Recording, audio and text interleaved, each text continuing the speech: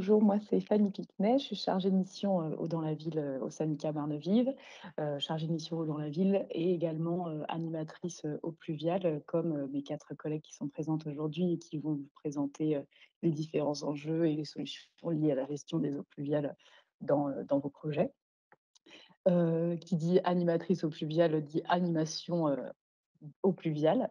Et donc, on va pouvoir se poser la question de ce que sont ces animations. Donc très, très concrètement, désolée avec le voilà, mon ordi est un petit peu lent. Ça va être l'ensemble, des actions qui vont être mises en œuvre pour accompagner la prise en compte, des différents enjeux des schémas d'aménagement et de gestion des eaux, en termes de gestion, des eaux pluviales, dans différents projets d'aménagement. Ces actions, elles vont être, très, très variées. On va à la fois pouvoir, vous apporter, un appui, technique et réglementaire, vous conseiller, vous appuyer sur la recherche de subventions, auprès de l'agence de l'eau notamment et de la région, mais aussi, vous proposer des accompagnements, sur le terrain, des visites, des rencontres thématiques pour donner à voir, ce qu'il est possible de faire, vous partager les bonnes pratiques et vous encourager à être encore plus vertueux, dans vos projets, en termes de gestion intégrée des eaux pluviales. Cet accompagnement, il se fait, sur toutes les phases, du projet, donc de la sensibilisation, jusqu'à, l'appui, à la constitution des dossiers de demande de subvention. En termes de sensibilisation, on va vous partager des connaissances, des retours d'expérience, on va vous proposer des ateliers d'information. Dans toute la phase de conception, l'appui va être un petit peu plus, technique. On va vous conseiller sur les études à prévoir, relire vos cahiers des charges, préparer des réunions, entre la maîtrise d'œuvre, la maîtrise d'ouvrage et enfin, quand ce sera le moment de constituer votre dossier de demande de subvention, s'il y a, on va pareil vous aider, à identifier les pièces techniques, qui vont intéresser, l'agence de l'eau et la région, vous appuyer dans la préparation de ce dossier-là, relire éventuellement et toujours, essayer de réunir toutes les parties prenantes, pour que, la gestion des eaux pluviales soit intégrée, au mieux, dans vos projets. Tout ceci est gratuit, personnalisé, et au plus proche des besoins de chacun des projets. Donc on est un appui, à la prestation de maîtrise d'œuvre, mais on ne s'y substitue, pas. Pardon, j'ai oublié cette hop, juste, voilà. Donc à nous 5, on a des périmètres d'intervention, qui sont, relativement larges finalement sur toute, l'Île-de-France. Chacune d'entre nous va présenter un petit peu son Oui, son territoire d'intervention. Oh, oui, pardon. Merci de couper vos micros. Et donc à la fois notre, territoire est relativement large, mais les acteurs qui peuvent bénéficier de cet accompagnement, sont aussi relativement nombreux, les collectivités, les promoteurs, les aménageurs, les copropriétés et c'est ce qui va nous intéresser un petit peu plus aujourd'hui, les bailleurs. Et donc, moi, je vous disais que je faisais partie du syndicat Marne-Vive. C'est un territoire qui s'étend sur tout le bassin hydrographique de l'aval de la Marne, à l'est de Paris. Et donc notre territoire s'étend sur, plus de 77 kilomètres de cours d'eau, 4 départements, 4 établissements publics territoriaux, une communauté d'agglomération, 52 communes et j'en passe. Et donc moi, je suis arrivée il y a très, très peu de temps. Je suis encore un bébé animatrice, je suis arrivée il y a un petit mois et demi et je vous invite à me contacter, si vous avez la moindre question et si je peux vous aider, ce sera avec plaisir. Je vais laisser ma collègue du syndicat, du SMBVB, Marie-Gabrielle Comejo, présenter son territoire et se présenter également. super. Donc comme je le disais en introduction, moi je vais travailler sur le périmètre du SAGE de la Bièvre, donc le schéma d'aménagement et de gestion des eaux de la Bièvre, qui va notamment qui va notamment s'articuler sur 5 départements et qui va permettre ainsi de regrouper 2 EPT, 3 communautés d'agglomération et 56 communes. Les missions du syndicat de la Bièvre vont s'articuler autour du pilotage et l'animation donc du schéma d'aménagement et de gestion des eaux et également du contrat de territoire eau climat trame verte et bleue qui va être la déclinaison opérationnelle du SAGE. Donc l'animation sur le territoire de la Bièvre existe depuis un peu plus de 3 ans déjà et je pense que c'est le principal que je peux dire dans la mesure où, Fanny a déjà assez bien décrit les missions que comporte, les missions qui comprennent, celles de l'animatrice pluviale.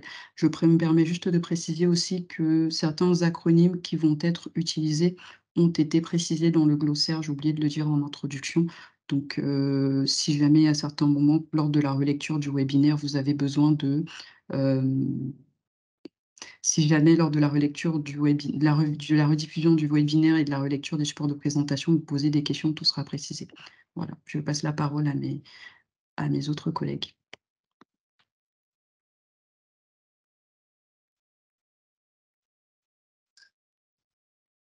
Alors, bonjour à tous, je suis Paula Banducra-Renosi et je fais partie de l'association Espace en tant que chargée de mission eau pluviale. Heu, Notre périmètre d'intervention s'articule autour du bassin versant des plaines et coteaux de la Seine centrale urbaine et à la différence, de mes homologues, nous ne sommes pas concernés par un SAGE, mais par un contrat eau trame verte et bioclimat qui porte sur 2020 jusqu'à 2024. Et notre périmètre s'étend à peu près sur, 6, départements, donc c'est un périmètre qui est assez large avec environ plus de 80 communes qui sont concernées. Je suis alors animatrice eau pluviale, mais je suis également accompagnée d'une animatrice du contrat eau trame verte et bioclimat, donc qui est Gwenaëlle David et que vous pouvez aussi solliciter si vous faites partie, d'une commune qui est signataire de ce contrat. Et je vais passer la main à ma collègue. Donc bonjour à tous, je suis Suzelle Hecht, je suis animatrice au pluvial, au syndicat de l'Orge, poste financé pour répondre à la question en partie par l'agence de l'eau, l'autre partie par la collectivité.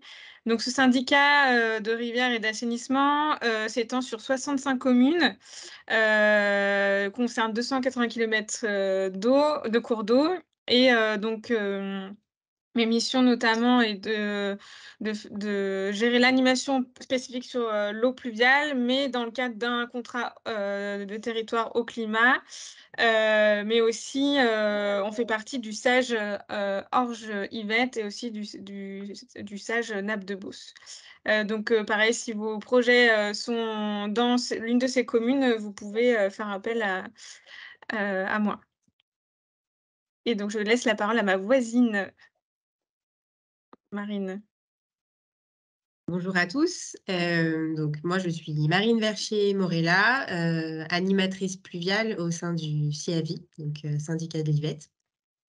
Le syndicat est sur, un bassin versant d'environ 280 kilomètres carrés, réparti sur, 2 départements, donc l'Essonne et les Yvelines, ainsi que sur, 7 EPCI. Voilà, on compte à peu près une quarantaine de communes. Il y a environ 160 kilomètres de cours d'eau, répartis entre l'Yvette et ses 8 affluents.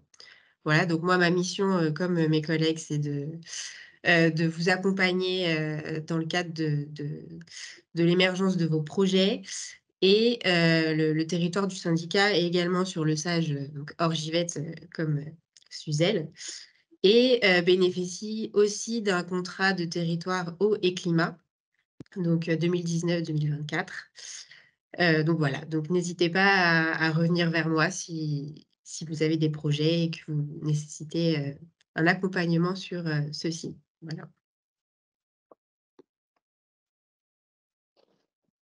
et donc je laisse, la parole à, ma collègue de Laouri.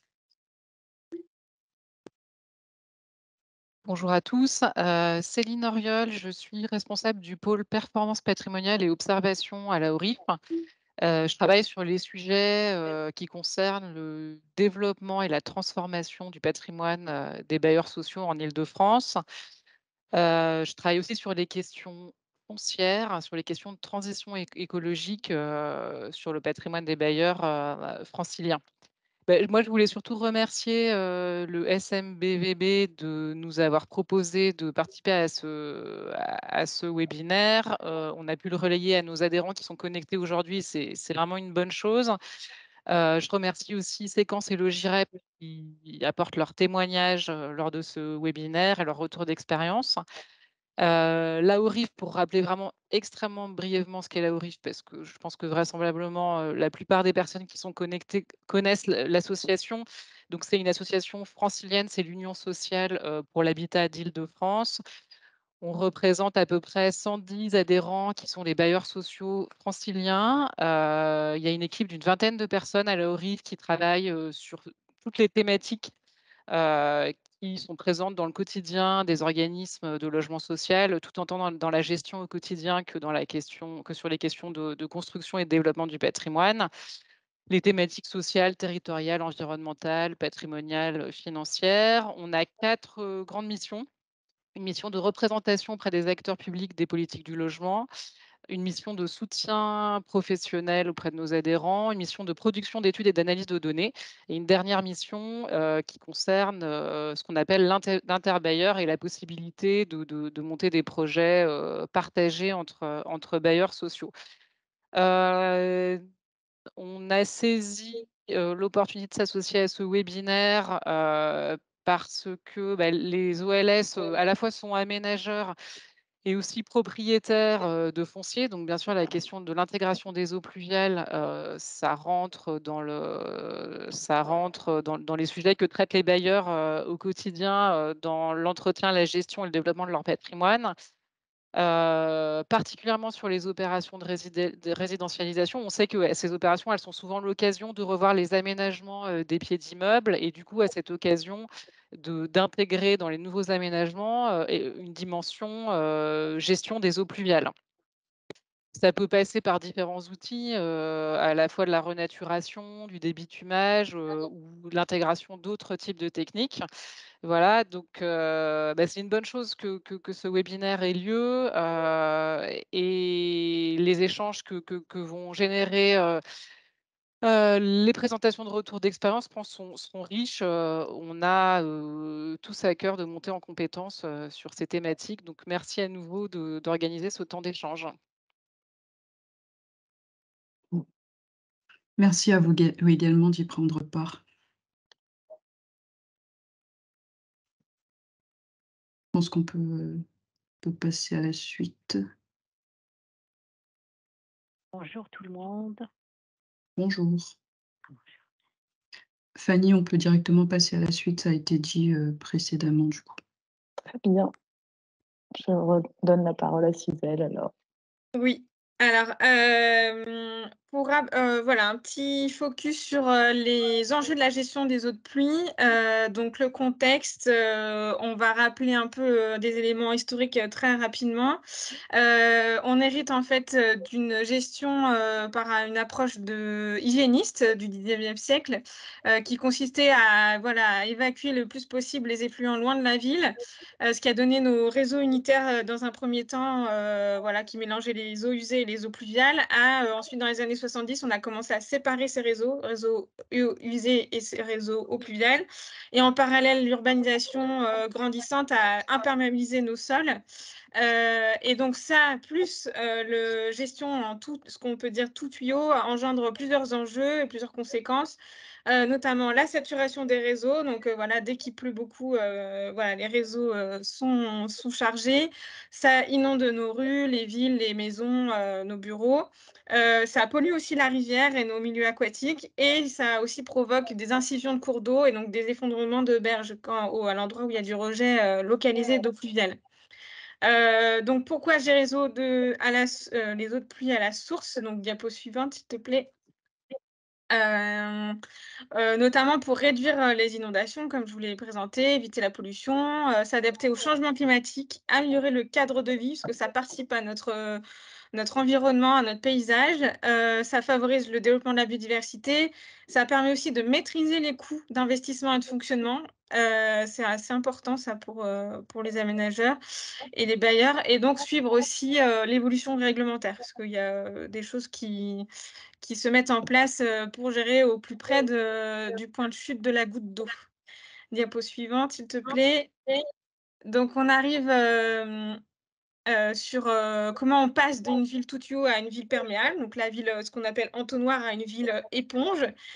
Donc déjà nous au niveau des gestionnaires, on va arrêter on arrête déjà depuis plusieurs années les autorisations, autant que possible au réseau. Donc c'est ce qu'on appelle le principe de zéro rejet. Mais ce qui va nous intéresser aujourd'hui, c'est comment, aussi déconnecter l'existant du réseau pluvial. Donc ça va être les techniques qui vont être détaillées plus tard. Diapo suivante. Donc on parle d'eau de pluie, mais de quelle pluie on parle? On a 2 types de pluie. On a la pluie, qu'on dit courante, la pluie, qui est à peu près 10 millimètres dans nos secteurs, qui tombe en 24 heures. Ça représente 80 du volume, de pluie, qui tombe annuellement. Ça permet, si on de les gérer à la parcelle, ça permet du coup d'éviter ce 80 du volume dans les réseaux. Les 2e types de pluies, c'est les moyennes à fortes, donc c'est toutes celles qui sont supérieures à 10 millimètres qui tombent en 24 heures. Là, l'objectif, c'est vraiment de maîtriser le ruissellement, sur, la parcelle et d'éviter les inondations en aval. Donc l'objectif, c'est d'infiltrer, évaporer et le réutiliser. Et en dernier lieu, si vraiment il n'y a pas d'autre solution, c'est réguler au réseau, mais c'est vraiment, ce qu'on veut éviter quand même. Voilà. Et dernière, diapositive.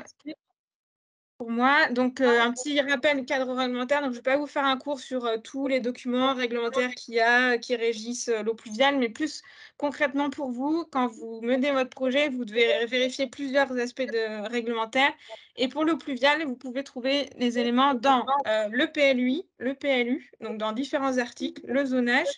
Le règlement, c'est pas forcément sur l'article gestion des eaux de pluie, ça peut être aussi dans l'emprise au sol, ça peut être dans l'espace vert, ça peut être, dans la gestion des clôtures, enfin voilà, il y a plein de choses qui sont, régies notamment, qui doivent prendre en compte le PPRI et le SAGE et le SDAGE qui est, donc SDAGE, du bassin versant de la Seine-Normandie a été actualisé cette année. Donc voilà, il faut bien vérifier ces documents-là parce que les PLUI et les PLU doivent se mettre en conformité avec ces documents, mais ils ne sont pas tout de suite, dans l'année, mis en conformité, donc il faut bien vérifier ça. Ensuite, vous devez aussi regarder les règlements des gestionnaires des réseaux, donc les règlements d'assainissement qui aussi, peuvent, intégrer ou alors sont en parallèle de, zonage d'eau pluviale qui émanent de schémas directeurs d'assainissement. Donc vous prenez tout ça, donc normalement, c'est vos bureaux d'études qui vérifient ça, mais voilà, il faut bien que vous ayez aussi ça en tête et vous les intégrez dans vos autorisations d'urbanisme, donc permis d'aménager, permis de construire et dans les dossiers loi sur l'eau et donc c'est ça après qui vous engage dans, votre gestion des eaux de pluie. Voilà. Après, si vous avez des questions, n'hésitez pas à la fin de revenir sur cette partie. Donc je passe la parole à la, prochaine, collaboratrice, donc Marine, sur les aides financières. Voilà. Oui, donc moi, effectivement, dans cette partie, je vais vous parler des différents dispositifs, d'aide financière qui existent à ce jour à destination des bailleurs. Donc voilà, donc 2 financeurs existent, aujourd'hui pour accompagner les bailleurs dans la réalisation des projets, à savoir, l'Agence de l'eau Seine-Normandie d'une part et la région Île-de-France d'autre part. Donc, concernant l'Agence de l'eau Seine-Normandie, elle peut apporter un soutien financier aux projets, qui permettent, en priorité la déconnexion. Voilà, donc qu'est-ce qu'on entend par, déconnexion? Eh bien, donc c'est le fait de réduire les volumes d'eau de pluie collectés dans les réseaux d'assainissement et ce, par le biais de dispositifs de gestion à la source, donc le plus végétalisé possible et à ciel ouvert.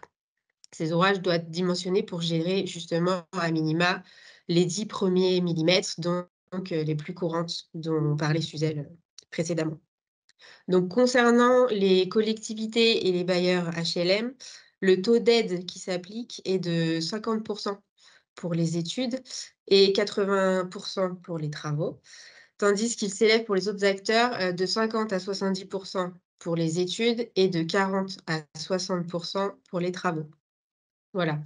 Concernant la région Île-de-France, elle apporte plutôt un soutien financier aux projets permettant de favoriser l'infiltration par le biais, de la désimperméabilisation et de la végétalisation, afin de contribuer à la trame verte et bleue. Le taux d'aide pour, toutes les structures est de 50%. Donc voilà, ces 2 aides peuvent se cumuler, en sachant que les aides, agences de l'eau seules sont plafonnées à 80%, tandis que le montant d'aide, est plafonné à 70% en cas de partenariat avec la région Île-de-France. Donc les aides agences étant un petit peu plus complexes, on a choisi de faire un focus sur ces aides, aujourd'hui. Diapo suivante, s'il te plaît. Donc voilà, avant tout dépôt, de dossier de demande de subvention, il y a une question à se poser, à savoir: «Mon projet est-il éligible ou non aux aides de l'Agence de l'eau Seine-Normandie?» Donc pour répondre à cette question, il faut se poser 2 autres questions, à savoir: y a-t-il des surfaces imperméabilisées avérées dans le projet? Donc oui, non. Et les eaux de pluie de ces surfaces sont-elles renvoyées vers les réseaux? Voilà, donc si les réponses sont oui, alors, le projet est effectivement éligible aux subventions. Donc voilà, pour récapituler, pour qu'un projet soit éligible, il faut qu'il y ait de l'imperméabilisation et un raccordement existant au réseau d'assainissement. Donc, une fois que mon projet est considéré comme éligible, il va y avoir plusieurs données, à déterminer afin d'estimer le montant potentiel de subvention. Donc slide suivante, voilà. Premier critère important à prendre en compte, la surface éligible. Donc la surface, éligible fait partie des 3 composants permettant de calculer le montant de l'assiette, d'aide agence de l'eau. L'agence de l'eau définit ses surfaces en fonction de l'évolution précise de la gestion des eaux de pluie et de la végétalisation des différents espaces composant le projet. Donc ces critères sont à prendre en compte, le plus tôt possible dans la conception de l'opération pour maximiser les surfaces éligibles et bénéficier, d'une subvention optimale. Voilà, donc là, vous avez un petit schéma qui vous précise, plus en détail les surfaces pouvant être retenues ou non dans l'évaluation des mètres carrés éligibles aux subventions de l'Agence de l'eau. Donc, à gauche, là, vous avez 4 types de surfaces éligibles, à savoir les surfaces nouvellement végétalisées sur toiture ou sur dalle, avec à minima 8 centimètres de substrat. Les surfaces nouvellement perméables avec infiltration directe, donc dans les espaces végétalisés ou matériaux poreux. Les surfaces, imperméables dont les eaux pluviales sont nouvellement gérées dans les espaces végétalisés et les surfaces nouvellement perméables collectant les eaux pluviales d'espaces imperméables. Voilà. À contrario, vous avez les types de surfaces justement non éligibles, les surfaces imperméables dont les eaux pluviales étaient déjà gérées, par des espaces perméables. Les surfaces imperméables dont les eaux pluviales sont collectées encore par des avaloirs et qui vont donc au réseau. Et les surfaces anciennement perméables qui collectaient déjà des eaux de pluie d'espaces imperméables ou qui ne gèrent à contrario, pas de pluie, d'espaces imperméables. Voilà. Diapo suivante, s'il te plaît. Donc voilà, autre critère, qui va permettre de calculer le montant de l'assiette d'aide, agence de l'eau, c'est le prix plafond. Donc le montant de cette assiette est déterminant dans l'estimation de la subvention attribuée par l'agence de l'eau et aujourd'hui 3 prix plafonds existent, à savoir 30, 60 et 100 € du mètre carré. Donc voilà, depuis le 1er janvier 2022, l'agence de l'eau utilise une nouvelle approche, hem qui permet de définir les prix plafonds appliqués au projet, réduisant les volumes d'eau pluviale collectés dans les réseaux et plus le projet est vertueux et végétalisé, plus le prix plafond va augmenter. Donc voilà, vous avez un petit schéma explicatif, du mode d'attribution des prix plafonds. Donc en cas de diminution, pardon, de la pleine terre, peu importe si le projet est 100 % déconnecté, le prix plafond d'aide sera, de 30 € du mètre carré. À contrario, en cas de soit stabilisation, soit augmentation de la pleine terre.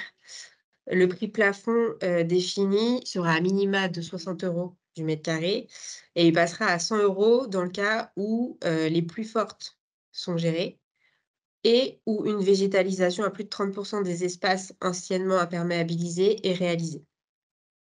Donc voilà, concernant les toitures végétalisées, celles qui bénéficient d'une hauteur de substrat supérieure à 25 cm peuvent elles aussi bénéficier de 100 € du mètre carré. En dessous, 25 cm, ce sera 60 € du mètre carré. Voilà. Diapo suivante, s'il te plaît.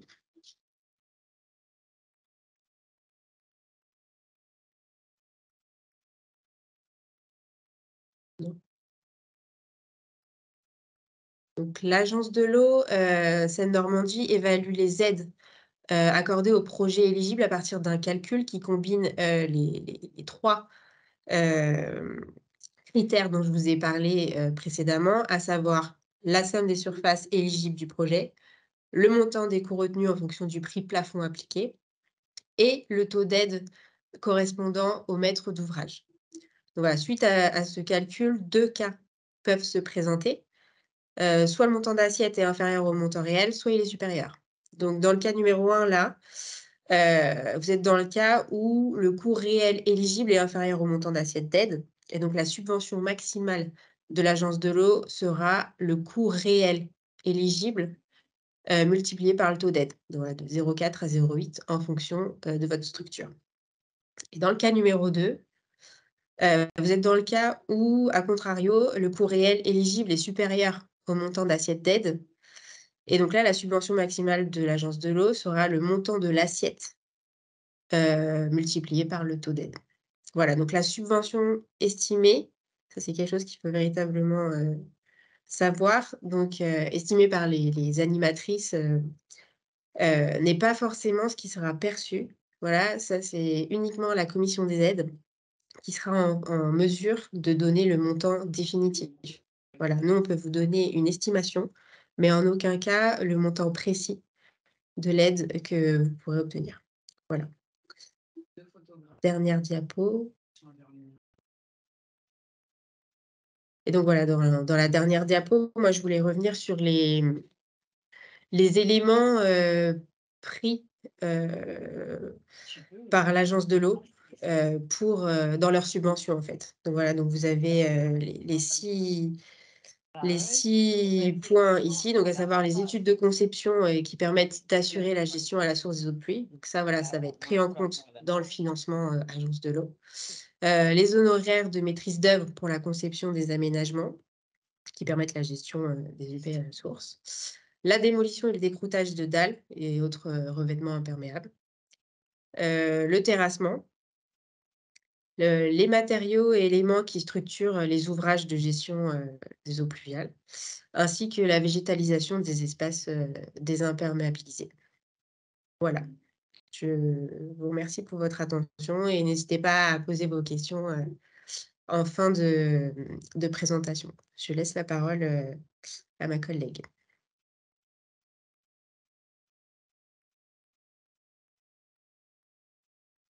Merci Marine. Donc, à travers les interventions de Marine et de Suzelle, nous avons pu voir ensemble des éléments de contexte qui invitent aujourd'hui les différents acteurs, publics et privés, à reconsidérer la place de l'eau dans la ville et donc ici dans le cadre des opérations de résidentialisation à travers les différents leviers qui existent. Donc on a vu les leviers réglementaires, les leviers financiers, mais également l'animation territoriale qui est nécessaire pour accompagner les différents porteurs de projets dans la prise en compte de ces sujets. Et avant d'aborder les solutions techniques sur lesquelles il va être possible de s'appuyer, il est important de savoir à quel moment il est nécessaire d'intégrer la réflexion concernant la gestion des eaux pluviales dans son projet. Donc, diapositive suivante, s'il te plaît. Et c'est justement ce dont on va parler pendant les quelques minutes durant lesquelles j'aurai la parole. Donc, comme vous pouvez le voir sur cette diapositive, on remarque qu'à chaque phase du projet, l'objet des réflexions va être différent. Par exemple, alors qu'en phase d'élaboration du cahier des charges, on devra s'assurer des compétences de la maîtrise d'œuvre qui va concevoir le projet. Une fois le chantier démarré, il faudra par contre s'assurer de la protection des dispositifs de gestion des eaux pluviales afin de ne pas altérer leur fonctionnalité hydraulique avant même leur entrée en service. Ce qui est intéressant aussi, c'est qu'on va aussi avoir plusieurs acteurs externes ou plusieurs acteurs externes à la maîtrise d'ouvrage et à la maîtrise d'œuvre qui vont contribuer à la réalisation et à la mise en œuvre d'une bonne gestion des eaux pluviales dans le projet, et donc il sera nécessaire auprès de qui il sera nécessaire de prendre contact avant de valider les différents plans de conception du projet. Passer à la suite. Si on se place par exemple à la phase, de programmation et d'élaboration du cahier des charges, comme on l'a vu tout à l'heure et qui a été dit par Suzelle, il va être important de connaître les règles et la réglementation en matière de gestion des eaux pluviales afin de permettre aux porteurs de projets de pouvoir préciser les ambitions en matière de gestion à la source des eaux pluie et qui vont également lui permettre de se rendre éligible aux aides financières à laquelle il va souhaiter vouloir prétendre. Donc pour ce faire, il va falloir d'ores et déjà faire un diagnostic, sommaire ou préliminaire du site afin d'évaluer ses contraintes et son potentiel de gestion des eaux de pluie. Être attentif à la topographie, par exemple, aux différentes formations géologiques qu'on va retrouver sur le sol et également à l'occupation du sol, la répartition des surfaces perméables par rapport aux surfaces imperméables. Ces éléments pris en compte, ça va permettre d'articuler les critères de choix de la maîtrise d'œuvre qui va concevoir la gestion des eaux de pluie du projet. Il va être nécessaire ainsi, par exemple, de décrire exactement le métier CT. Hydrologue, hydraulicien sont souvent des termes qui se rapprochent le plus, pardon, de la gestion intégrée des eaux pluviales et non pas forcément VRD. Qualifier la gestion des eaux pluviales avec des mots-clés, comme on l'a vu tout à l'heure, on a différents types de pluies qu'on est amené à gérer et pour lesquels on a des objectifs de gestion qui vont être différents. Les pluies courantes, les pluies décennales, les pluies cinquantennales, et cetera. Donc il va être intéressant aussi que le projet d'ores et déjà intègre ce qu'il va être en mesure de faire au regard de chacune de ces types de pluies. Enfin, il sera important aussi dans le cadrage de la prestation de la maîtrise d'œuvre de lui prévoir la préparation des dossiers de demande d'aide financière afin de permettre, pardon, à la maîtrise d'ouvrage d'être soulagée lors de l'étape de montage du dossier de demande d'aide. Si l'on passe maintenant à la phase conception.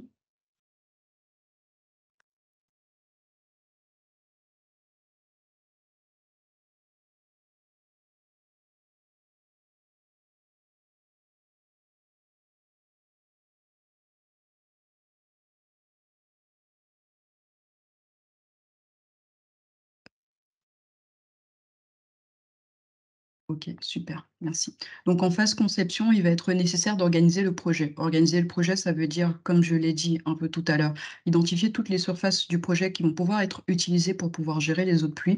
On l'a vu dans les enjeux pour lesquels il est intéressant de s'intéresser aux opérations de résidentialisation. Ce sont souvent des grands ensembles qui disposent de grandes surfaces d'espaces verts en pleine terre.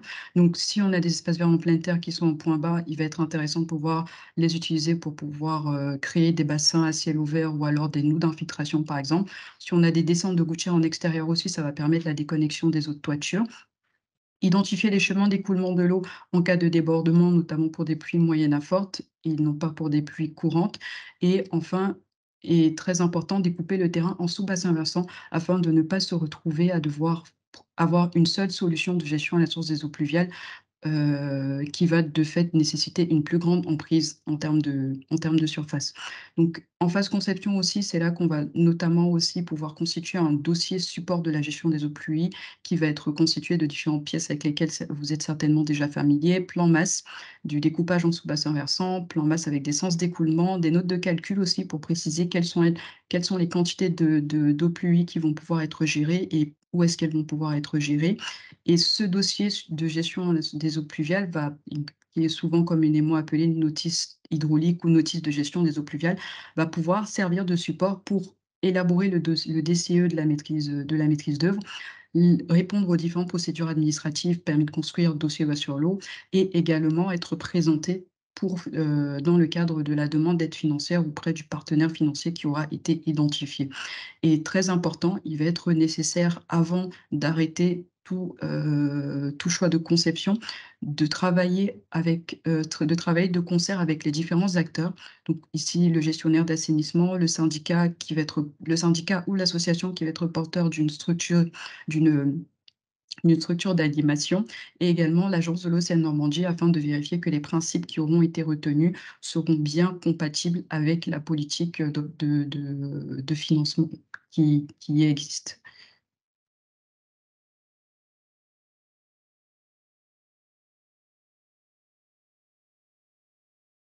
Donc cette, slide que je vais passer très rapidement parce qu'on aura l'occasion tout à l'heure de passer plus en revue les solutions techniques, c'était juste, une illustration donc en choix de conception, pendant la phase de conception, des bons réflexes auxquels qu'il va falloir adopter. Donc là, on le voit sur la photographie à gauche où, si on a la possibilité d'avoir des descentes de gouttières en façade extérieure, on va pouvoir alimenter une bande engazonnée ou alors désimperméabiliser un espace pour pouvoir permettre aux eaux de toiture d'alimenter. C'est aussi ce qu'on voit sur la photo de droite. Tout en dessous, on voit cette illustration, on voit encore cette illustration avec cette fois-ci la le la réalisation d'un exemple de bassin à ciel ouvert qui peut être, enfin, qui a été faite et qui montre justement comment est-ce que les grandes surfaces d'espaces verts peuvent être mises à profit pour pouvoir gérer les eaux de pluie à la source. Et enfin, les 3 images qu'on voit sur la droite permettent de mettre en valeur les différents types de pluie, le comportement des espaces verts ou des espaces de gestion des eaux pluviales en cas de différentes pluies. Donc on voit par exemple entre les pluies courantes vont correspondre, suivant la localisation à la première ou à la deuxième image.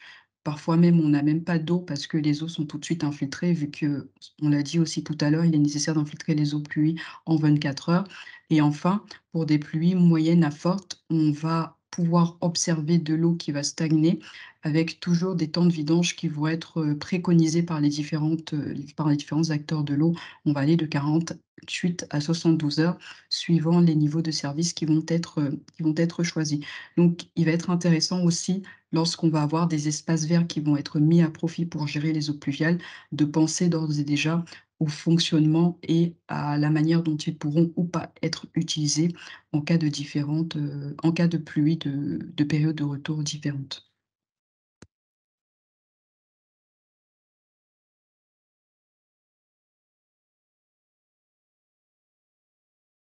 Enfin, lorsqu'on va être en phase de réalisation et mise en service, même si souvent on est déjà sur des sites occupés, il va une fois que le projet aura été accepté suite à un passage en commission des aides de l'Agence de l'eau Seine-Normandie, il va pouvoir être possible d'envoyer des factures pour pouvoir, bénéficier de la subvention.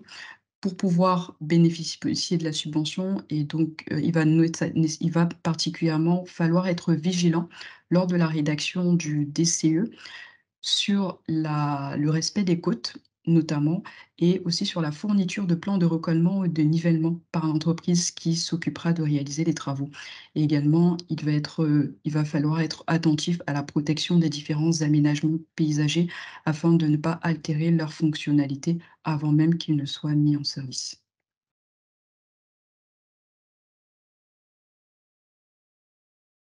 Donc là, c'était un calendrier pour vous présenter de manière assez succincte les différentes, ces mêmes étapes du projet et comment est-ce qu'elles s'intègrent dans le cadre du dépôt d'un dossier de demande d'aide financière. Donc les échanges avec, l'Agence de l'Océan Normandie et l'animatrice, sur votre territoire vont être préconisés dès la phase esquisse du projet afin d'être sûr que les principes de gestion des eaux pluviales intégrés sont bien connus et qui seront intégrés lors de la conception du projet. Donc, des réunions de présentation vont pouvoir être organisées, par exemple, avec le SMBVB, mais aussi avec l'association Espace ou encore le syndicat de l'Orge.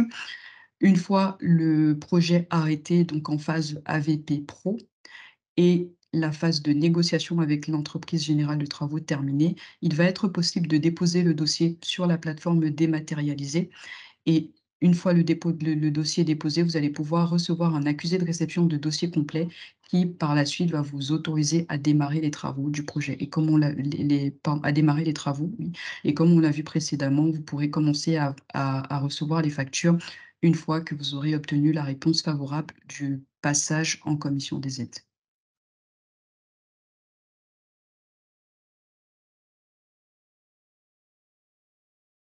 Comme on l'a vu précédemment, les aides financières vont pouvoir permettre d'inciter à une gestion beaucoup plus vertueuse des eaux de pluie dans l'opération de résidentialisation. Mais ce sur quoi on voulait également attirer votre attention cet après-midi, c'était la nécessité de réfléchir en termes de coût global. Dans le coût global, on va notamment identifier le coût d'investissement qui va être relatif au matériel, à la mise en œuvre des différentes techniques et solutions de gestion à la source des eaux de pluie, les coûts de gestion et d'entretien qui seront passés en revue tout à l'heure par l'intervention de Paula, mais également les coûts non chiffrables qui vont, notamment qui vont contribuer à l'amélioration du cadre de vie et dans certains cas de mesure à la valorisation foncière de l'aménagement.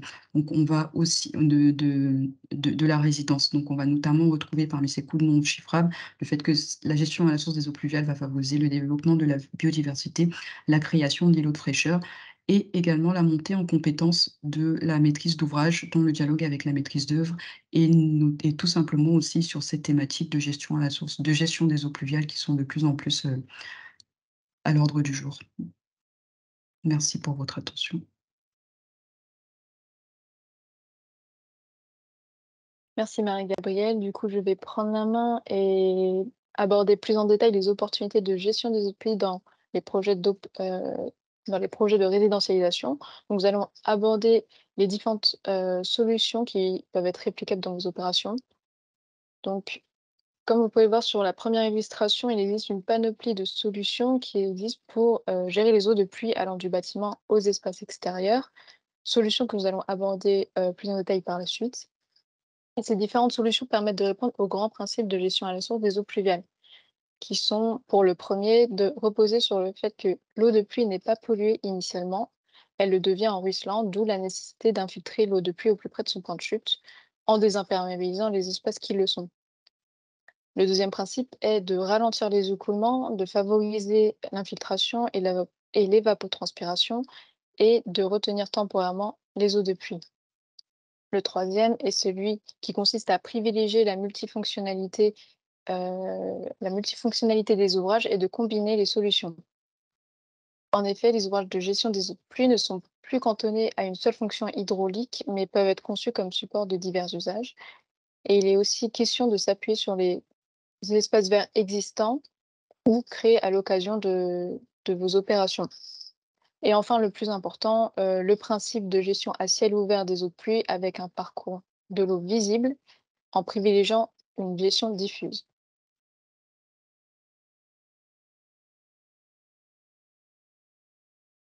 Donc, une gestion à la source des eaux de pluie implique de changer certaines habitudes héritées des conceptions antérieures tout tuyau. Et pour prendre des exemples assez parlants, la gestion à la source suppose que les eaux de pluie qui ruissellent puissent rejoindre des espaces d'infiltration. Mais certaines réalisations encore faites aujourd'hui ne le permettent pas. On peut le voir sur la première image en haut à gauche, des eaux de ruissellement qui vont vers un caniveau au centre d'une allée piétonne, au lieu de rejoindre les espaces verts sur les côtés. On peut aussi remarquer encore trop souvent des bordures autour des espaces verts, comme en pied d'arbre sur cette photo, la deuxième photo en haut à gauche, et autour d'un espace vert au sein d'un parking. Les eaux de ruissellement ne peuvent donc pas rejoindre l'espace vert pour être infiltrées, ce qui implique aussi souvent de devoir arroser ces espaces. On peut également retrouver des réalisations d'espaces verts avec des grilles avaloirs qui empêchent l'eau de rejoindre ces espaces d'infiltration végétalisés, comme l'image en bas, la deuxième en bas à gauche, pardon. On peut voir une grille avaloir juste à côté d'un parking qui est perméable. Et donc, on peut observer sur les deux photos suivantes des noues plantées conçues pour gérer les eaux de pluie issues du parking, donc des ouvrages qui semblent a priori intéressants pour infiltrer les eaux pluviales. Mais on peut remarquer, et il faut être vigilant pour éviter ces erreurs de réalisation, que la première noue, il y a des bordures le long de cet espace avec des ouvertures, mais qui sont trop étroites pour que l'eau puisse rejoindre et s'infiltrer correctement dans celle-ci. Ce qui se remarque tout de suite à l'aspect de la végétalisation qui est peu développée et assez sèche. Sur la deuxième noue, en bas du coup, on peut remarquer tout de suite, que les bordures cette fois-ci sont bien espacées, donc l'eau peut rejoindre la noue correctement. Par contre, la grille à valoir de surverse se situe en fond d'ouvrage au lieu d'être surélevée, ce qui fait que la noue ne peut pas monter en charge et assurer sa fonction, de stockage temporaire et d'infiltration. Maintenant, si on doit passer à quelques craintes qu'il faut lever, comme le fait que les espaces verts restent encore pour certains synonymes de gadou et de pataugeoires par temps de pluie, on peut observer, sur l'image en haut à droite qu'un enrobé peut se modifier avec le temps et créer des légères dépressions et favoriser l'apparition de flaques, ce qui n'aide pas à l'évacuation et à l'infiltration des eaux de pluie, au contraire de l'espace vert qui est attenant. Et sur l'image, en bas à droite, le dernier point que je voulais relever est celui de la crainte des moustiques. Et donc, on peut observer, après des épisodes pluvieux, de l'eau stagnante dans les grès à valoir, ce qui est totalement favorable au développement des moustiques, donc avec une gestion classique tout tuyau. Alors qu'il n'y a pas particulièrement ce risque avec des solutions végétalisées, car une bonne conception veut que l'infiltration des eaux de pluie se fasse en 24 heures, voire 48 heures maximum, ce qui est inférieur à la durée de développement des larves de moustiques qui est de 72 heures de 3 jours.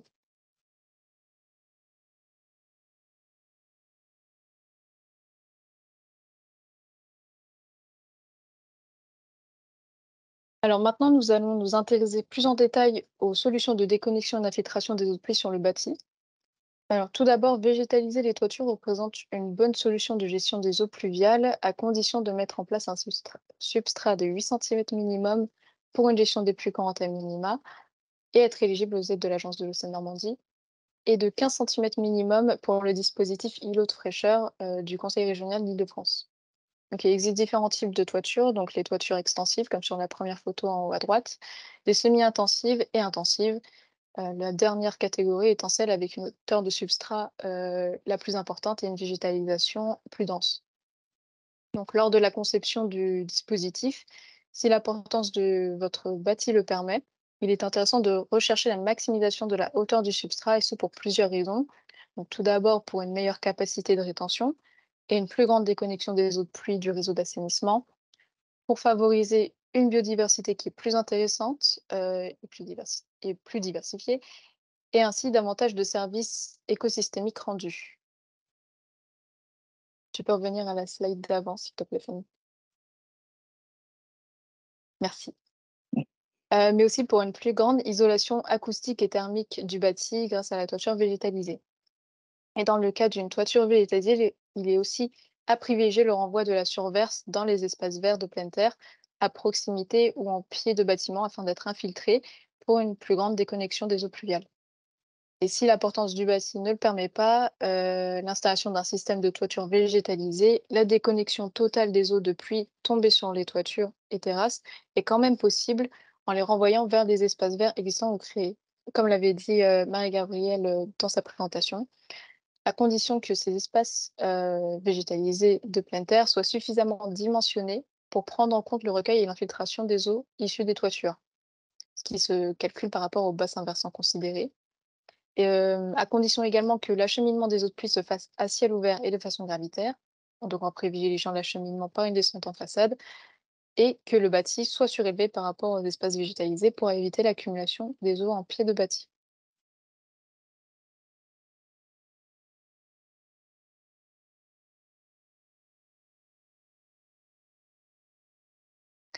Alors, au sein de vos opérations, vous avez également la possibilité, alors peut-être la slide suivante, excuse-moi. Il y a une erreur dans l'ordre. Voilà, merci. Alors, au sein de vos opérations, vous avez également la possibilité de récupérer les eaux de pluie en vue de leur réutilisation. Et pour ce faire, vous pouvez opter pour une collecte via des cuves aériennes qui sont positionnées sous les descentes de gouttières ou une collecte dans des cuves enterrées. En termes de réglementation, il sera important de bien prendre en compte les règles de réutilisation des eaux de pluie qui sont inscrites dans l'arrêté du 21 août 2008 qui régit l'utilisation à l'intérieur et à l'extérieur du bâti. Et plus en détail, lors de la conception de vos cuves, plusieurs points sont à considérer pour qu'elles soient le mieux conçues possible. Donc, pour gérer efficacement les eaux de pluie, le dimensionnement de la cuve devra se faire en fonction des surfaces d'eau recueillies pour éviter tout surdimensionnement, qui est souvent observé dans les opérations, mais aussi d'étudier la capacité de la cuve en fonction des besoins qui seront identifiés. Donc, dans le cas d'une demande d'aide de l'agence à l'agence de l'eau Seine-Normandie, de réutilisation de l'eau de pluie doit être prévue. Donc, par exemple, pour de l'arrosage ou de nettoyage de locaux, pour être éligible, et ce pour assurer une utilisation régulière et une vidange régulière tout au long de l'année de la cuve. À privilégier également un renvoi du trop-plein de la cuve dans des espaces d'infiltration à proximité pour un déraccordement des eaux plus accru.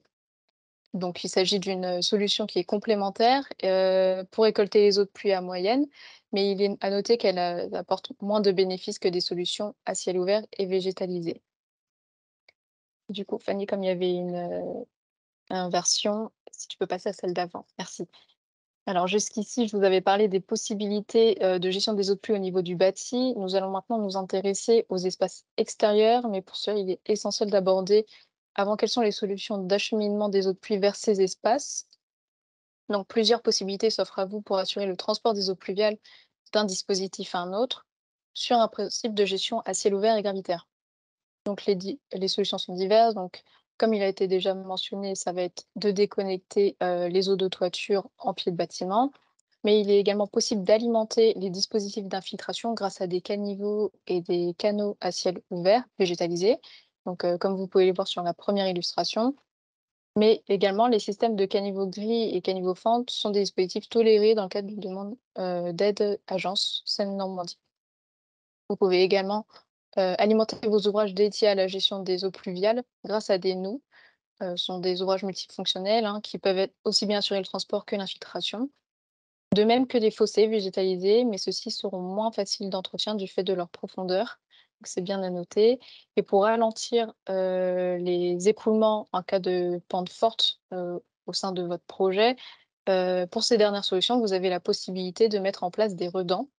Donc, comme vous pouvez voir sur la première illustration, des redans pour freiner le chemin de l'eau et l'acheminer en cascade.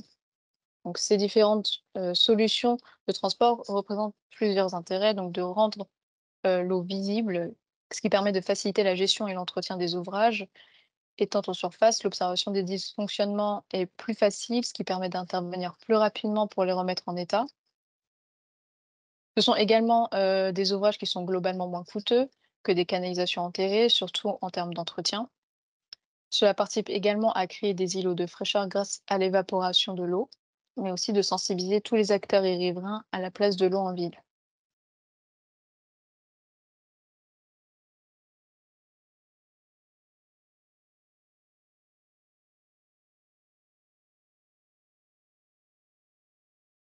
Tu peux passer à la prochaine.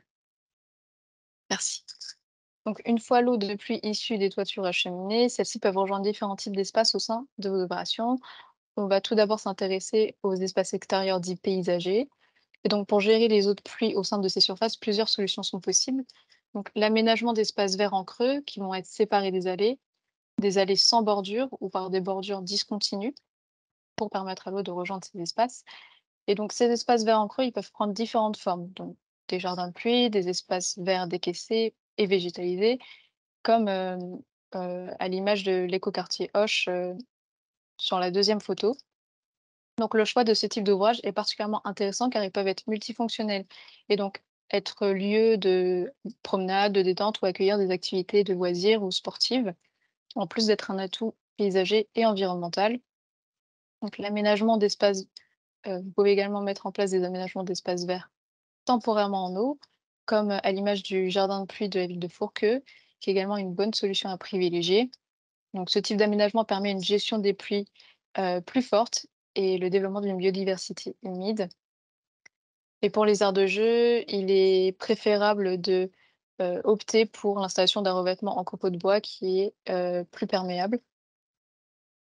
En phase conception de notre projet, il sera donc conseillé de végétaliser densément les zones en point bas des espaces verts en creux pour éviter la formation de boue et de colmatage grâce à une meilleure infiltration des eaux à travers le système racinaire des végétaux.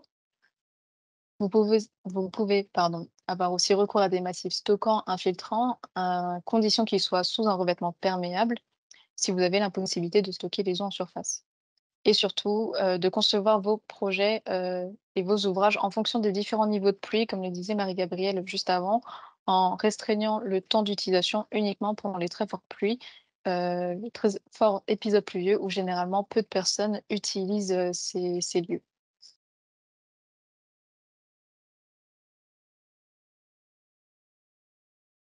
Donc, concernant d'autres types d'espaces extérieurs, au sein des projets de résidentialisation, vous avez les voies et chemins piétons qui peuvent être aménagés de sorte à gérer les eaux de pluie de votre projet. Donc, grâce à l'aménagement de revêtements, minéraux et perméables, comme de l'enrobé poreux par exemple, des revêtements végétalisés, mais et perméables, donc par exemple une bande enherbée, une bande plantée ou des pavés à joints enherbés.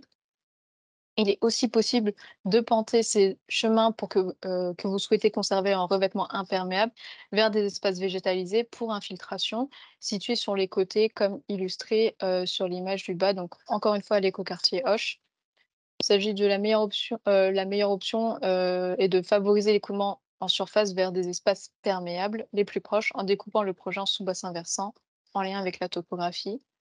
Et si vous avez l'impossibilité de disposer d'un volume de stockage suffisant en surface, encore une fois, vous pouvez vous appuyer sur des massifs stockants et infiltrants sous, revêtement perméable, pardon.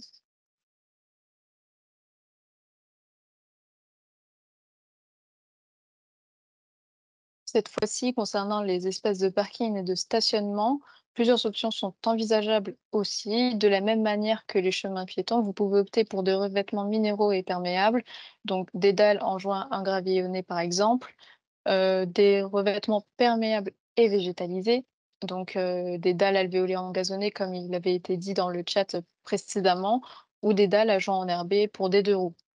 Donc, mais l'approche probablement la moins coûteuse, c'est celle de niveler les places de stationnement en revêtement imperméable vers des noues centrales ou latérales pour recueillir les eaux de ruissellement du parking, comme, à l'image du parking de la poterie sur l'illustration du milieu. Et en cas de forte rotation, il est davantage conseillé d'avoir recours à des solutions perméables minérales ou à l'installation d'une eau centrale ou latérale, car ce sont des ouvrages qui sont plus durables dans le temps et plus adaptés à l'usage. Là où une dalle alvéolée risque d'être vite sans herbe ou avec une herbe trop sèche. On vous recommande également de compter sur les capacités auto-épuratives du sol au lieu de recourir à des séparateurs hydrocarbures sur des parkings à forte fréquentation.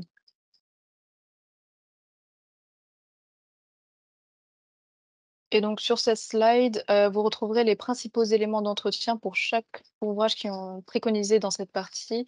Donc, que ce soit pour la toiture végétalisée, on observe que plus le substrat sera important, plus de passages seront à prévoir, ainsi que de l'arrosage si besoin, de la tonte et de la taille des végétaux.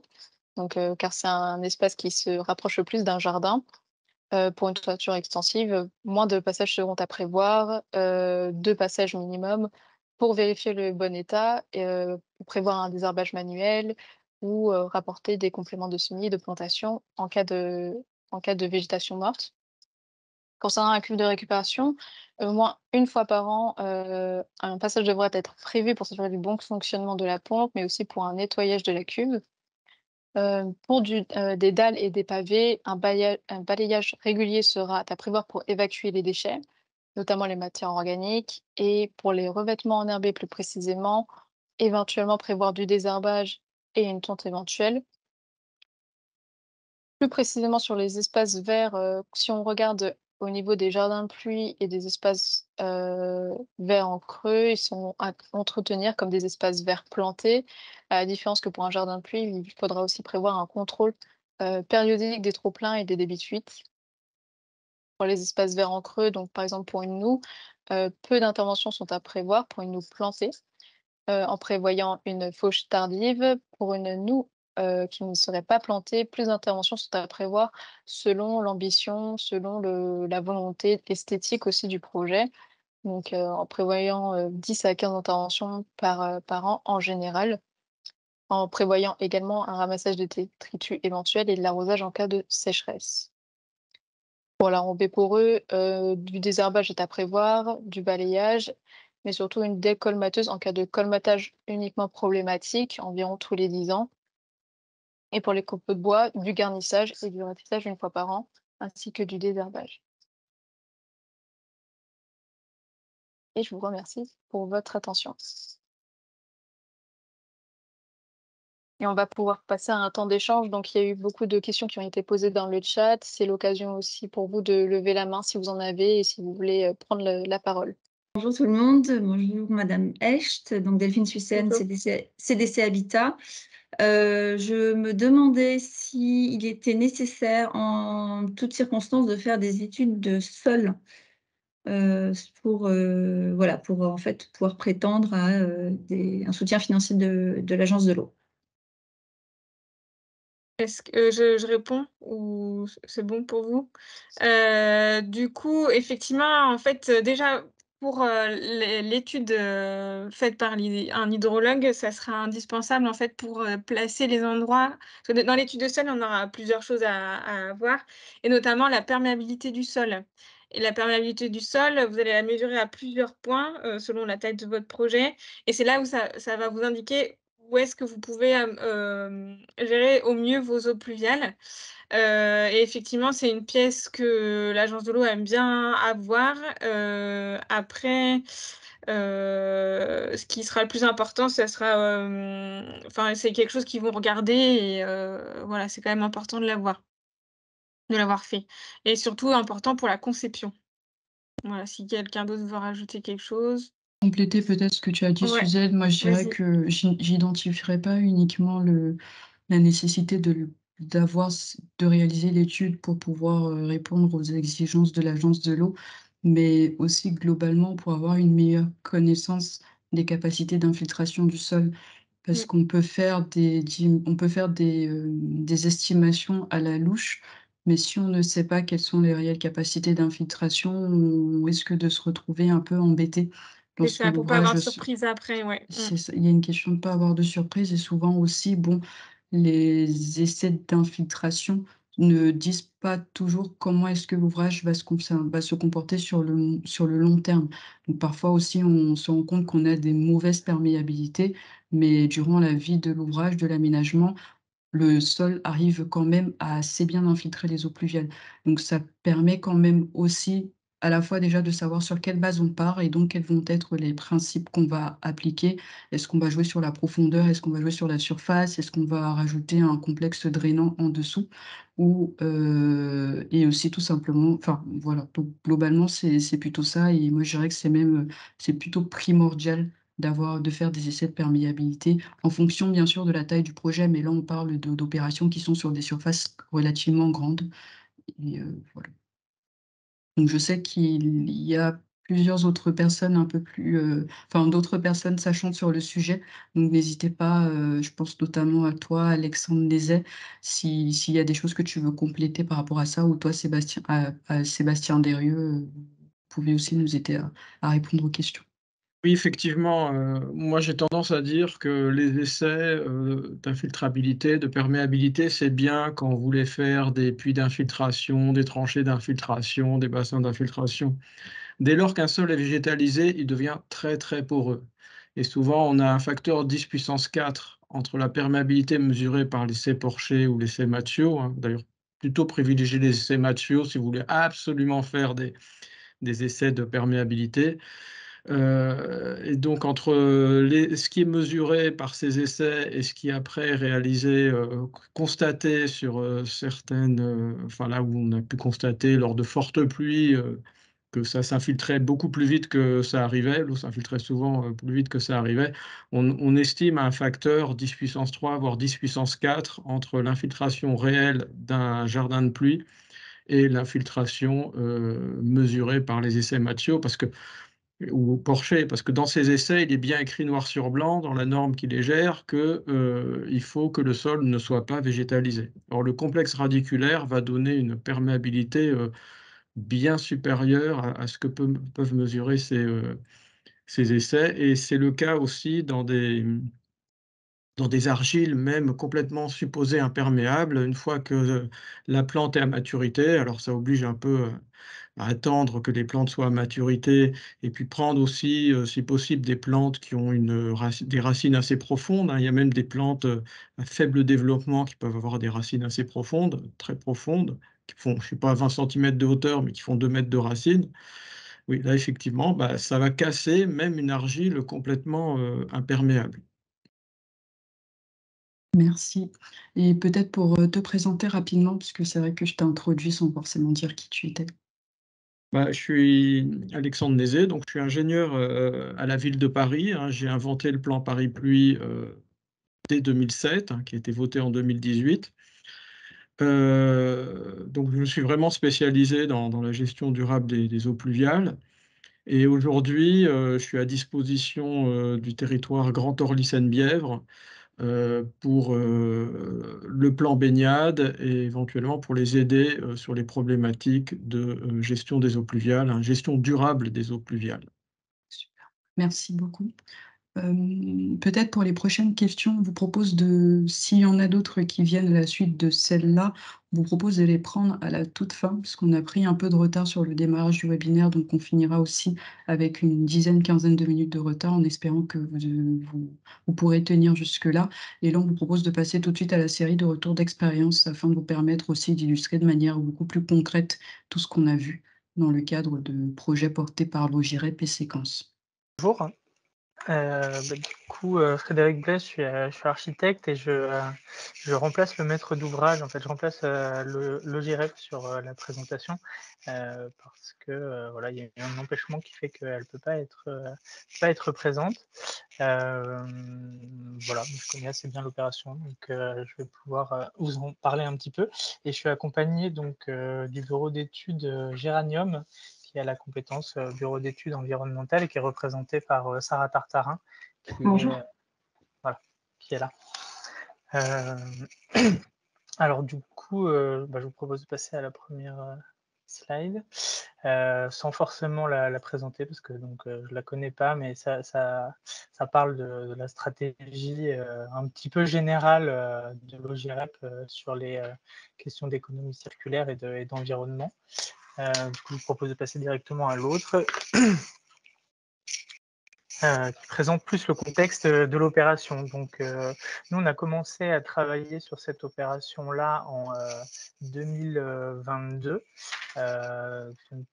sur la résidence Leclerc à Rosny-sous-Bois, qui est donc située à l'intersection entre la rue Paul Bert et l'avenue du Général Leclerc.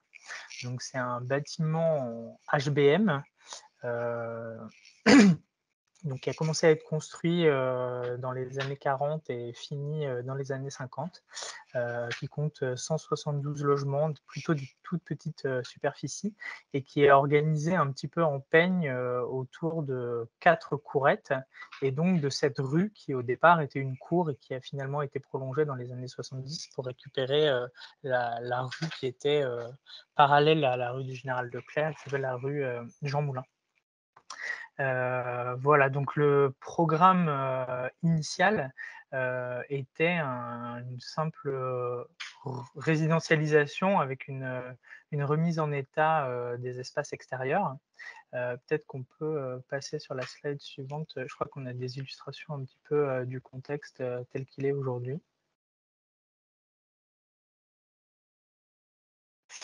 Alors voilà, là vous avez les 2 photos qui sont en haut à droite et qui vous montrent l'état des courettes qui sont bitumées à 100%. Et en fait, la rue Paul Bert que vous voyez en bas à droite, donc elle aussi, elle est 100% en enrobé. Et en fait, l'HBM initialement appartenait au bailleur de la ville de Rosny et il a finalement été cédé avec sa rue à Logirep. Sauf que la rue est à usage public, mais est propriété de Logirep. Et donc nous, dans notre mission de base, on avait remise en état des espaces extérieurs, amélioration de la fonctionnalité de tout ce qui est locaux-vélo, locaux encombrants, locaux OM, et la remise en état aussi selon la charte de la ville de la rue Paul Bert, avec pour ambition donc de rétrocéder la rue à la ville. Voilà, on peut passer à la suivante. Nous, dès le début de l'opération, on a proposé d'insérer un processus de participation et de concertation pour venir compléter un petit peu le programme qu'on trouvait un petit peu sec, et donc intégrer des habitants de la résidence, mais aussi les usagers de l'école à proximité et les habitants des pavillons. Et donc, à l'issue de ce travail-là, les éléments forts qui sont ressortis, c'est la pacification de la rue Paul Bert, qui est une petite rue où les voitures accélèrent, un manque cruel de végétation et des problématiques d'îlots de chaleur. Donc, sur cette base-là, à l'issue du diagnostic technique et du diagnostic social, on a fait une proposition améliorative du programme du maître d'ouvrage. Et ça nous a permis donc de proposer 3 scénarios qui devaient être du coup validés par le maître d'ouvrage et aussi validés par la ville, puisqu'ils concernaient à la fois la résidentialisation de la résidence Leclerc et le réaménagement de la rue Paul Bert. Je vous propose de passer à la slide suivante.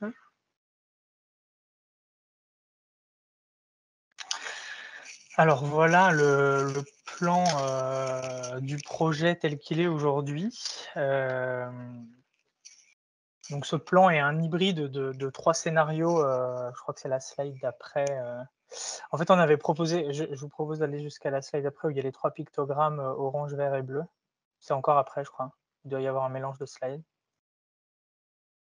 Voilà, c'est celle-là. En fait, on a fait 3 propositions. Une première proposition qui était assez sobre, c'est celle qu'on peut voir en bleu, où on proposait en fait de remettre la charte voirie de la ville, d'appliquer la charte voirie de la ville. Un deuxième scénario qu'on a appelé voie partagée, parce qu'en fait, dans notre stratégie d'amélioration du cadre, on utilisait un petit peu la réduction de la surface de la voiture pour créer plus de surface d'imperméabilisation et plus de surface de végétalisation. Donc, par le biais de la voie partagée, on était arrivé sur quelque chose de plus intéressant. Et à la fin, la voie piétonne, où là, on avait chassé la voiture de la rue Paul Bert et désimperméabilisé et végétalisé un maximum. Voilà. Est-ce que vous pouvez revenir au plan général?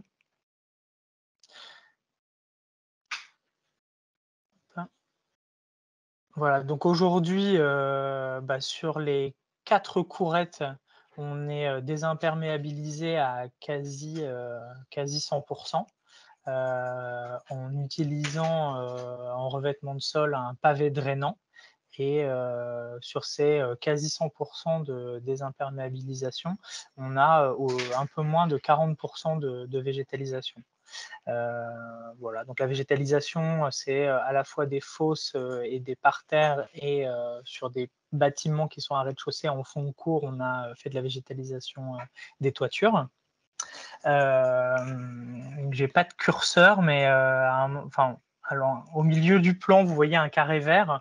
En fait, ce carré vert est prolongé au nord et au sud par 2 nouveaux jardins qui ont été créés en lieu et place de grands bâtiments à rez-de-chaussée qui étaient des anciens séchoirs qu'on propose de démolir. Donc, la ville a accepté qu'on démolisse ces 2 parties du bâtiment pour pouvoir recréer 2 grands espaces verts de 250 mètres carrés chacun. Et sur la stratégie qui a été appliquée sur la rue Paul Bert en elle-même, donc là, par des échanges qu'on a eu régulièrement avec la ville, je pense qu'on a réussi à améliorer les choses, mais on n'a pas réussi à chasser la voiture. On a réduit le nombre de places de stationnement de 30 places de stationnement à 11 places de stationnement de mémoire, ou peut-être 13 places de stationnement, dont 2 PMR. On a toujours de l'enrobé aujourd'hui sur les trottoirs et sur la voie. Et en fait, les eaux de ruissellement sont rabattues de part et d'autre dans une noue que vous pouvez voir au nord, qui fait donc 1,30 m de large sur 120 mètres de long, et qui récupère donc les eaux de ruissellement du trottoir attenant et de la moitié de la voirie attenante. Et de l'autre côté, la stratégie est un petit peu différente. On a donc on va dire la douzaine de places de stationnement dont je vous parlais tout à l'heure qui sont traitées en pavé drainant. Et insérer toutes les 2-3 places, on a réussi à mettre 3 arbres. Voilà. Je vous propose peut-être de passer sur le dernier schéma les 3 derniers schémas qui symbolisent, qui résument un petit peu encore, c'est après je crois. Et après je vais laisser Sarah Tartarin présenter un peu plus précisément les calculs qui ont été réalisés. Donc là en fait vous voyez l'aplat gris au tout départ, en fait c'est la zone d'intervention de notre opération. Et qui est donc enrobé sur près de 98%. Aujourd'hui, le projet tel qu'il est proposé, donc toutes les zones bleues sont désimperméabilisées, donc soit végétalisées, soit traitées en noue ou en pavé drainant. Et sur le dernier petit schéma, on peut voir qu'on atteint presque 38% de végétalisation de la zone d'intervention.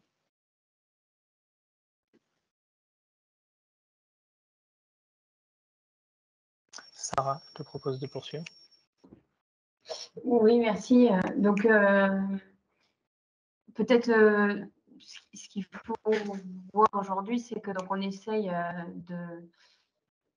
dans le cadre de la renaturation, on a toujours essayé de faire le maximum de renaturation et d'espaces perméables au regard des différentes contraintes qu'on a, toutes celles qui ont été relevées lors des ateliers de concertation sur les envies des habitants d'avoir des espaces verts, donc ça notamment via le square, mais aussi de garder les places de stationnement. Il y avait toute la partie OM aussi qui nous contraignait un petit peu, les locaux vélos, etc.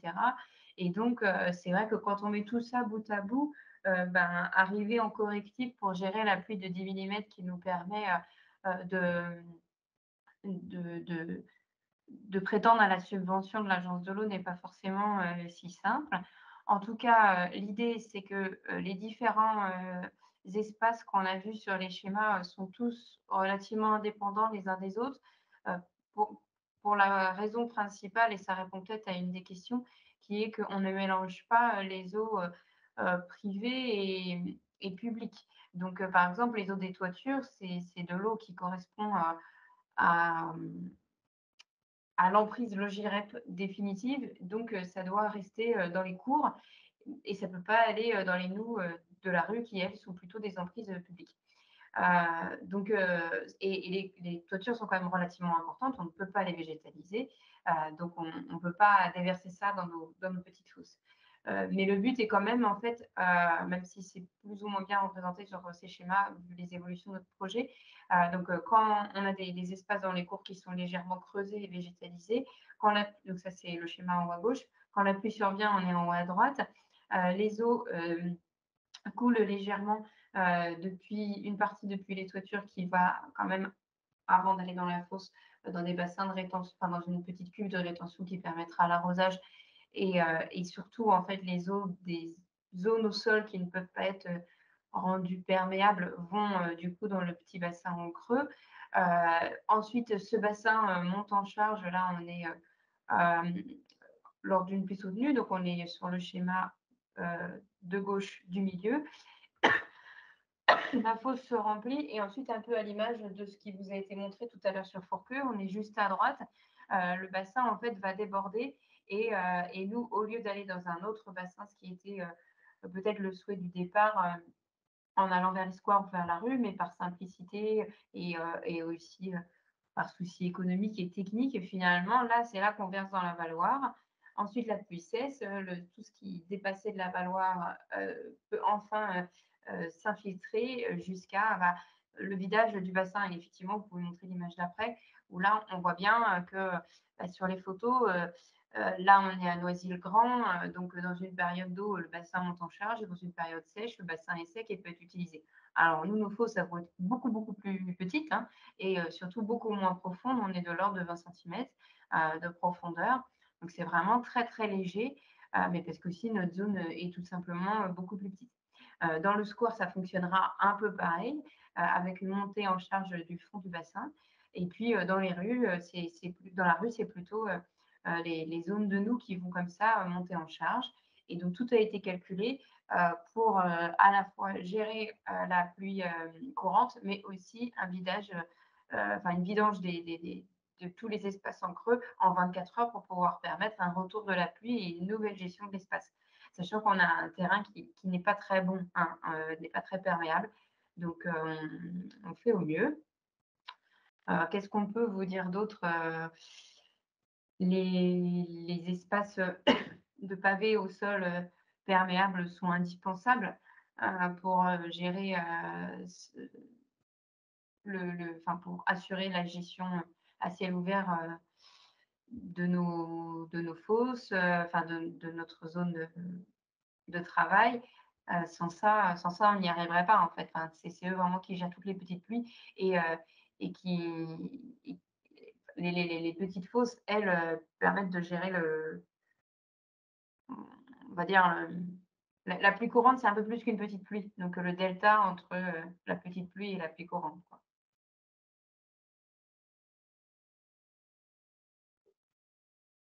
Voilà, Frédéric, je ne sais pas si tu veux qu'on poursuive sur d'autres sujets? Bah, écoute, pour moi, je pense qu'on a fait le tour. Après, Je ne sais pas faudra s'il y a des toujours slides détailler.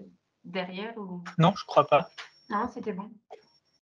Ouais, ouais. Bah, je pense qu'après, on pourra répondre aux questions et éventuellement développer d'autres points. À noter également qu'on a essayé de faire un maximum d'aménagements avec des éléments de réemploi qu'on source d'un autre chantier. Ça nous tenait à cœur et il y a notamment pas mal des bandes stériles, des fonds de fosse, des bordures qui seront soit issues déjà du projet, soit du coup d'une barre qui est démolie à 5 km du site par le GRF également dans un cadre de l'ANRU. Je propose merci pour cette présentation. Je propose du coup à l'équipe sur le projet à Gennevilliers de continuer la présentation du retour d'expérience et on fera les questions après. Très bien, bonjour. Est-ce que Merci. vous m'entendez? Oui. Très bien. Donc bonjour à tous, je suis Mélanie Sibert, donc de la société Séquence, et je suis avec ma collègue Marielle Maya qui doit être quelque part dans le... Oui, je suis là. Voilà, qui est là. Merci. Donc, on va vous présenter une opération Séquence, qui est une opération assez ancienne, mais qui est assez remarquable du point de vue du changement des pratiques. Alors, peut-être qu'on peut passer à la slide suivante. Mais, voilà, Séquence très rapidement. Hein, on est un bailleur social, un des bailleurs sociaux majeurs de l'Île-de-France. On gère 106 000 logements aujourd'hui. On est assez récent puisqu'on est une fusion de plusieurs bailleurs en 2019. Mais on intervient sur 333 communes dans 6 directions départementales. On réhabilite 4 000 logements par an et on produit 4 000 nouveaux logements par an aussi. On a un parcours résidentiel aussi assez important puisqu'on a plusieurs entités au sein de Séquence, Séquence Solidarité et Séquence Accession qui sont des parcours un peu plus spécifiques. Tout ça, c'est détaillé dans la slide d'après, mais voilà, c'est très écrit, donc on ne va peut-être pas trop s'attarder là-dessus. Ce que je peux vous dire aussi sur Séquence, c'est qu'on est en train d'évoluer dans nos pratiques. On est devenu société à mission, donc on est une filiale du groupe Action Logement et on est devenu société à mission en 2022 avec une raison d'être qui est donnée à chacun sa chance en innovant pour l'habitat. Et c'est voilà, le fait d'avoir inscrit des objectifs de développement durable dans nos statuts, ça nous pousse aussi à aller de plus en plus loin dans nos pratiques environnementales. Je vais laisser la parole à Marielle dans un premier temps pour vous présenter, Marielle qui est la chef de projet qui a suivi l'opération, vous présenter un peu les éléments de l'opération elle-même. Merci Mélanie, donc bonjour à tous. Donc le projet de l'îlot Brenu, donc d'une surface de 11 646 mètres carrés, est une opération de démolition et reconstruction du patrimoine séquence, donc situé à Gennevilliers. Ce n'est pas un projet en rue et il est délimité par, les rues Émile Zola, Henri Barbus et la rue Brenu. Donc c'est un projet qui se déroule en 3 phases. Donc avec une première phase donc de 2015 à 2021 où il a été question donc de réaliser 109 logements sociaux dans 4 bâtiments situés aux franges de l'îlot, donc comme présenté sur, la diapositive, l'image 1, enfin le plan 1 pardon. Donc cette reconstitution a permis de reloger une partie des ménages de la résidence Brenu, donc la barre Brenu, qui est présente au centre pardon, du plan. Donc une seconde phase de fin 2021 à fin 2022 avec la démolition en août 2022 donc de cette résidence Brenu qui, comportait 166 logements et de la Chandelle, donc c'est un bâtiment qu'on a acquis en avril 2022, donc voilà, en avril 2022 et qui a été démoli fin 2022. Et enfin une troisième phase donc où nous sommes en plein dedans, donc de 2023 à fin 2024 avec la réalisation de la voirie, donc la voie nouvelle qui se situe, au centre du plan, donc un peu, sur l'emprise de l'ancienne barre Brenu. La construction des logements sociaux, de 97 logements libres et de 28 logements en accession sociale à la propriété. Donc la création de la voirie, va permettre d'ouvrir l'îlot, mais aussi de gérer les eaux pluviales de manière vertueuse et cette voie sera par la suite rétrocédée à la ville. Donc au titre de la gestion des eaux pluviales dans la voie nouvelle et l'eau privée, l'opération Brenu a été reconnue, par l'Agence de l'eau Seine-Normandie comme, vertueuse, notamment grâce à l'infiltration des eaux pluviales en pleine terre et en zéro rejet pardon, à la parcelle, pardon. Donc vous pouvez passer à la slide suivante. Alors, une convention de partenariat donc, concernant la démolition et reconstruction de l'îlot Brenu a été signée en 2014 entre le préfet des Hauts-de-Seine, Séquence et la ville de Gennevilliers. Donc, on a déposé un premier permis d'aménager qui a été obtenu le 1er octobre 2015, mais qui a été caduc en 2020. Donc, on a dû, caduc à la suite des longs délais de relogement, bien sûr. Et donc, on a dû redéposer un nouveau permis d'aménager en 2021 et un permis d'aménager modificatif en 2022 qui, lui, a pour but d'améliorer la gestion des eaux pluviales sur le site. Donc, les changements apportés par rapport au permis d'aménager de 2015 concernent essentiellement la voie nouvelle. Donc, avec l'alignement de 4 massifs d'arbres plantés dans 4 fosses distinctes. Le maintien des 9 places de stationnement, mais cette fois en pavé énerbé, pardon. Et la création de 4 noues végétalisées et la mise en place de 3 bornes d'apport volontaire. Donc sur ce projet, un DLE a été réalisé donc conformément au DLE et mais aussi au règlement CVESC. Les eaux pluviales seront régulées avec un débit de rejet de 2 litres par seconde par hectare. Donc voilà, donc je vais laisser la suite à ma collègue. Merci Marielle. Donc, ce projet-là de l'îlot Brenu, on trouve qu'il est assez révélateur de nos changements de pratique.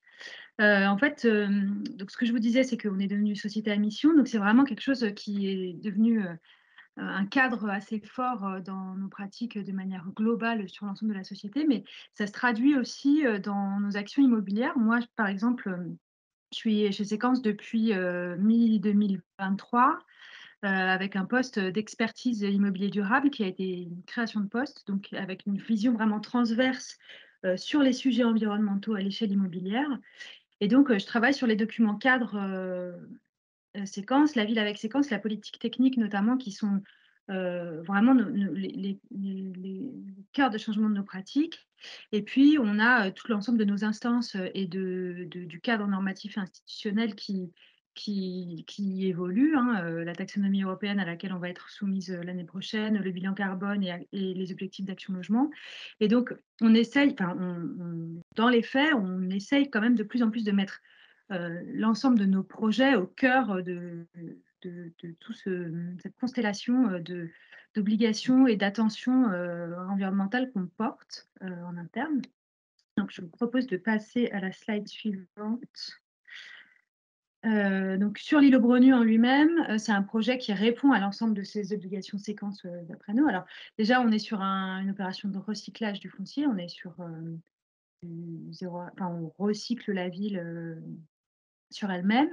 On a l'opportunité d'avoir pu se raccorder au réseau de chaleur biomasse de la ville. Donc, dans ce sens-là, sur notre impact carbone, c'est aussi, même si on démolit, reconstruit, on a quand même voilà, un impact très positif sur ce volet-là aussi. Il y a la gestion vertueuse des eaux pluviales qui a beaucoup changé entre 2015 et le permis d'aménager, le permis modificatif qui a été déposé en 2020 et en 2022. C'est aussi une opération Recigénie sur Gennevilliers. Pour peut-être certains d'entre vous l'ont vu passer, c'est une opération sur laquelle on a un certain nombre d'éléments porteurs en béton 100% recyclé sur le bâti.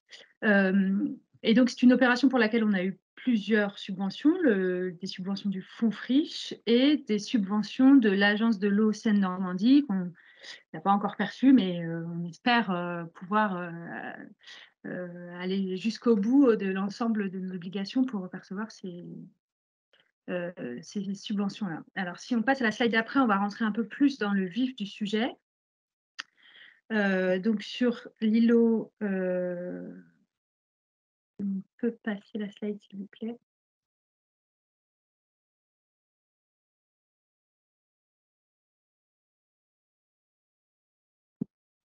Vous ne voyez pas les changements?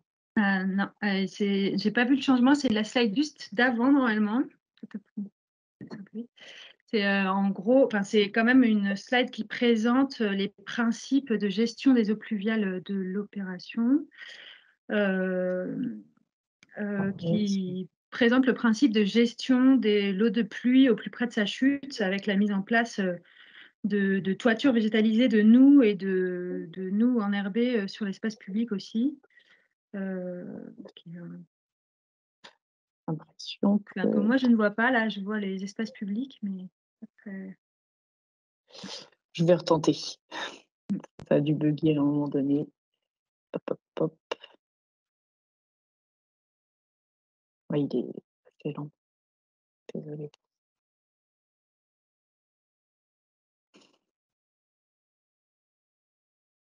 On doit être sur la fin, là, j'imagine.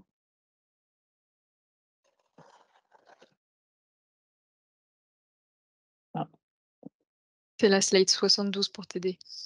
Ah, d'accord, merci beaucoup. C'est vraiment un schéma de principe voilà, qui illustre de manière assez simple nos actions, mais qui nous sert beaucoup aussi à dialoguer avec nos résidents,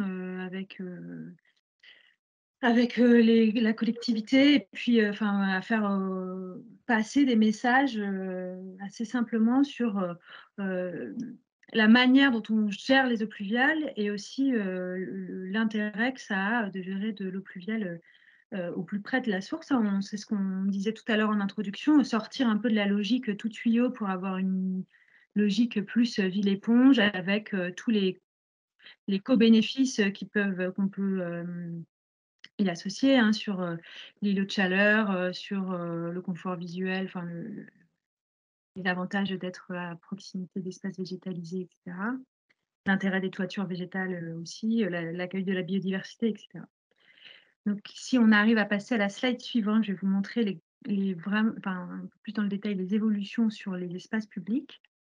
Donc, les grandes évolutions sur l'espace public, c'est que donc dans le principe, on a une seule voirie qui était qui n'existait pas avant, et qui, dans le premier permis d'aménager de 2015, était pratiquement complètement minéralisée. Il y avait 4 fosses d'arbres qui étaient prévues, collées en partie centrale. Et la gestion des eaux pluviales se faisait avec un réservoir sous la chaussée et un débit limité à, il me semble, 2000 litres par seconde sur l'avenue Émile Zola qu'on voit sur la partie droite. Et en fait, on a profité du changement de modification dans le permis d'aménager pour revoir complètement notre principe de gestion des eaux pluviales. Donc, on a retravaillé les pentes, on a supprimé le bassin de rétention sous la chaussée. On a retravaillé les pentes de la voirie, c'est ce qu'on devine un peu ici, c'est le découpage de la voirie en bassin versant. Et on a retravaillé les pentes pour acheminer les eaux directement dans les fosses végétalisées. Donc, on avait une fosse végétalisée centrale avant qu'on a répartie sur l'ensemble de la voirie et pour lesquelles on a géré les pentes pour être sûr que les eaux pluviales viennent arroser ces espaces-là. Et puis, comme ça nous coûtait moins cher puisqu'on n'avait plus de chaussées, enfin de réservoirs sous la chaussée, on en a profité pour transformer les 9 places de parking qui sont le long de cette voirie, qui étaient des places imposées par la ville. Donc, on a transformé ces 9 places qui étaient en revêtement complètement minéral en pavé enherbé. Et donc, elles contribuent, elles aussi, à la gestion des eaux pluviales aujourd'hui. Donc ça, c'est les principes dans les espaces publics. Sur le reste, on est sur de la voirie assez classique quand même. Mais aujourd'hui, on arrive à avoir une gestion des pluies, des petites pluies complètement gérées par ces principes d'acheminement vers les nous. Et si on passe ensuite à la slide suivante dans les lots privés, on a retravaillé l'ensemble de nos lots privés pour passer là aussi d'une logique tuyau où en gros on pouvait imperméabiliser, on pouvait gérer les pluies courantes de moins de 10 mm partiellement sur notre site et puis stocker les eaux les plus importantes dans une cuve en sous-sol pour renvoyer au réseau. On est vraiment revenu sur ces principes-là. Donc, aujourd'hui, on a 2 lots qui sont déjà livrés quand même, sur lesquels on reviendra tout à l'heure et pour lesquels ces principes s'appliquent. Et sur l'ensemble des autres lots, on est vraiment allé sur la gestion de la pluie courante et de la pluie décennale en priorité à ciel ouvert, sans rejet au réseau public. On y arrive sur pratiquement l'ensemble des lots. Il y a quelques-uns des lots pour lesquels c'est un peu plus compliqué. Donc, ça passe par de la mise en place de noues végétalisées sur les lots privés, qui sont dimensionnés au cas par cas en fonction de l'emprise du bâti. On a des 1500 m² de toiture végétalisée au total avec des hauteurs entre 20 et 60 cm de toiture végétalisée. Donc, on a parfois des toitures végétalisées assez importantes. On a surdimensionné certains des ouvrages aussi pour pouvoir gérer des pluies un peu plus exceptionnelles. Et il reste on a aussi, ce qui apparaît pas là, c'est qu'on a aussi des substrats lorsqu'on a de la végétation sur dalle qui sont assez importantes, de l'ordre de 60 cm là aussi, donc ça contribue vraiment à la gestion des eaux pluviales. Et on a sur certains lots, parce qu'on a des difficultés techniques, de la gestion, on a encore un débit limité, enfin un stockage et un débit jeté au réseau. On voit sur la slide suivante, je ne vais pas tout présenter, mais sur la slide suivante, on voit le détail par lot, la manière dont on a vraiment travaillé lot par lot pour gérer la pluie courante. Donc là, on est vraiment 100% abattement de la pluie courante sur l'ensemble des lots. Sur la pluie décennale, il y a pratiquement l'ensemble des lots qui sont sans rejet au réseau public. Et puis, on a quelques lots qui ont la capacité de contribuer à la gestion des événements exceptionnels pour lesquels on a majoré les surfaces de rétention quand c'était possible. Et puis, si on passe à la slide suivante, je vous parlais un peu des lots aussi qui étaient déjà livrés. Donc, il y a 2 lots qui étaient déjà livrés sur l'opération, pour lesquels on s'est interrogé a posteriori. Donc, 2 lots qui géraient leur pluie courante, mais qui ne géraient pas l'entièreté de leur pluie décennale sans rejet au réseau, pour lesquels on est encore en train de s'interroger sur la possibilité de débrancher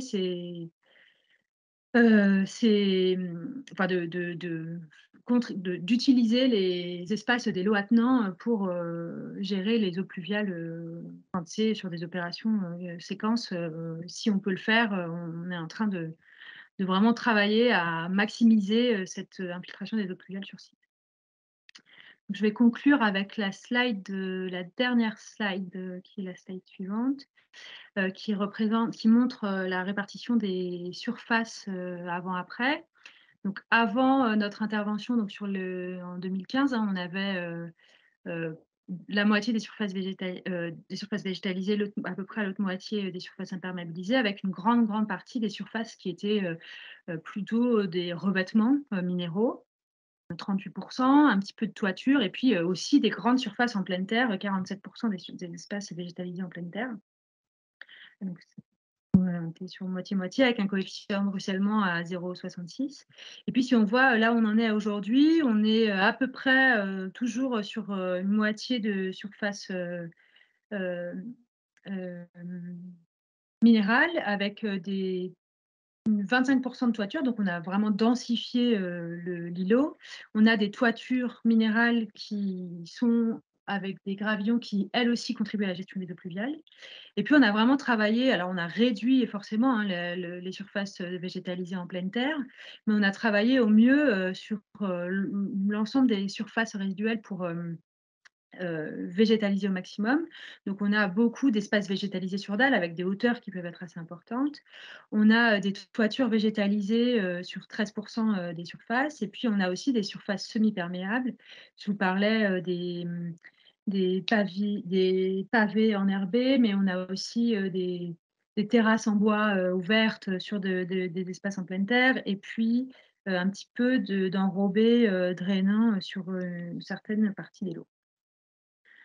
Donc voilà, cet exemple, il nous semblait assez intéressant parce qu'il représente un changement de pratique. Alors à la fois un changement de pratique environnemental global, hein, puisque on avait eu des premières autorisations pour notre premier permis d'aménager. Et puis en fait, on aurait pu redéposer notre permis d'aménager sans trop se questionner, mais en fait, on a saisi l'opportunité aussi en interne hein, des changements à l'intérieur de nos pratiques. C'est-à-dire que avant, alors en 2015, on n'était pas à séquence et puis on faisait très peu de maîtrise d'ouvrage direct. Hein, on achetait beaucoup en VFA, donc on avait d'autres manières de concevoir aussi la ville. Aujourd'hui, on fait de la maîtrise d'ouvrage direct. On a une direction de l'aménagement qui s'est saisie du sujet pour aller le plus loin possible sur la gestion des eaux pluviales au plus près de là où tombe la goutte de pluie et vraiment dans l'idée d'une ville éponge. Voilà, j'ai terminé. Si vous avez des questions. Merci beaucoup Mélanie pour cette présentation et du coup, oui, nous allons passer au temps d'échange que nous allons fusionner pour les 2 retours d'expérience qui ont été présentés. Donc n'hésitez pas, soit en conversation dans le chat, laisser un message ou lever la main pour prendre la parole. Peut-être qu'on peut commencer par ce qui a déjà été posé sur le chat. Il y en a peut-être certaines questions qui n'ont pas été répondues. Il y en avait une sur le bassin qui montait en charge. Je l'ai plus sous Oui, les pour yeux. une question pour Noisy-le-Grand. Enfin, pour Noisy. Oui, quels sont les Ouais. dispositifs de sécurité à prévoir pour éviter tout accident lorsque le bassin monte en charge? Alors, donc, je ne sais pas s'il y a des retours d'expérience est-ce qu'il y a des choses qui ont été mises en place en Vous particulier parlez pour des ces bassins? accidents, Je pense que ça doit être si ça. on parle si on parle des accidents type noyade, enfin, encore une fois, on n'a que 20 centimètres d'eau, c'est pas énorme et c'est surtout que les bassins sont faits pour être vidangés en 24 heures. Pour qu'il soit plein, c'est qu'il est tombé quand même une très, très grosse pluie. Donc s'il tombe une très, très grosse pluie, en général, il y a aussi moins d'enfants dehors. Maintenant, on ne peut pas limiter tous les risques non plus. Les noues, elles, par contre, elles sont plantées à l'intérieur avec pas mal de choses qui risquent de piquer un peu, justement pour éviter aux enfants d'avoir envie d'aller dedans parce que ça ne nous arrange pas qu'ils aillent dedans pour la gestion des eaux pluviales. Ça pourrait les abîmer. Mais pour les bassins qui sont dans les cours, enfin, encore une fois, c'est des tout petits ouvrages, ils seront à 20 centimètres de profondeur au plus bas, mais c'est des éléments en pente. Donc, et au plus bas, en fait, il y a quand même un arbre avec un gros tronc.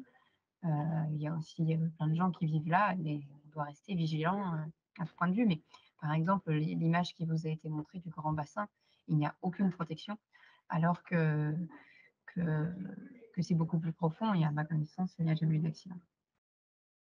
j'ai pu voir d'autres aménagements, ailleurs en France où en fait, quand c'est des bassins un peu plus profonds, il y a juste un panneau, qui est dit, voilà, c'est une zone de gestion des eaux de pluie. Ça peut être en eau, voilà, ça peut être des panneaux pédagogiques comme ça. Après, éviter de mettre des clôtures, si possible, parce qu'effectivement, c'est des espaces qui doivent, être, multifonctionnels. Donc, on peut quand même s'y déplacer, y jouer si on veut au par temps sec, voilà, ce sera toujours possible et effectivement, en général, c'est quand même peu profond. Voilà. Effectivement, surtout, il y aura pas de clôture, ça on y tient énormément. Les Super. petits panneaux, on en mettra certainement, notamment pour les squares puisque, ils pourraient être ouverts au public, de temps en temps. Et après, voilà, on avait quand même des ateliers de concertation très importants en phase programmation. On doit restituer ces ateliers prochainement quand on aura finalisé, notre, notre projet. Et c'est, aussi, lors de cette restitution et ensuite, de l'inauguration, qu'on pourra parler de ces lieux-là. Mais, c'est aussi les habitants qui nous ont demandé, des lieux, plus frais et plus végétalisés et la fraîcheur passe avant tout par le stockage de l'humidité. Merci pour votre réponse. Est-ce que du coup ah oui, il y a une autre question. Comment se passe la gestion quotidienne des ouvrages, donc les noues et les toitures? Y a-t-il besoin d'adapter les contrats d'espaces verts? Alors peut-être que je laisse d'abord, peut-être les différents, intervenants qui ont déjà réalisé. Après moi je peux ou d'autres personnes peuvent répondre. Peut-être sur Gennevilliers? En fait, je vais commencer, à Oui. apporter des éléments de réponse. Effectivement, il y a besoin d'avoir des contrats d'espaces verts adaptés, notamment pour les toitures, hein. On en a assez peu nous aujourd'hui, mais on en a. On a aussi, des façades végétalisées. Enfin voilà, on a vraiment, quand on fait des opérations qui changent les pratiques, on a aussi, besoin de changer nos pratiques de gestion. Après, on est assez, chez Séquence, là, on est, zéro phyto sur nos espaces verts depuis, un bon petit moment et du coup, on a aussi, des gestionnaires, qui sont un peu plus sensibles à des pratiques, autres. Mais effectivement, on a besoin d'avoir des contrats spécifiques pour, ces éléments-là.